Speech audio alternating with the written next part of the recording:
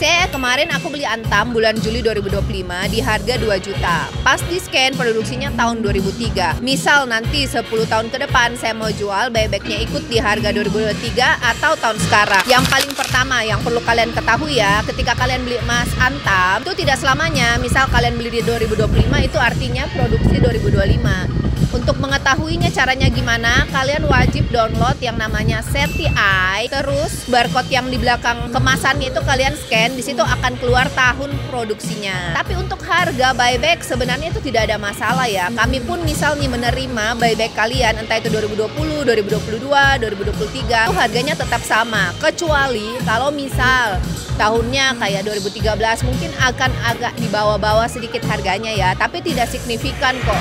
Jadi kalau misal kalian simpan sampai 10 tahun lagi, harusnya akan sangat-sangat aman loh ya. Semoga informasi ini bermanfaat. Salam investasi dalam kemewahan. Bye-bye.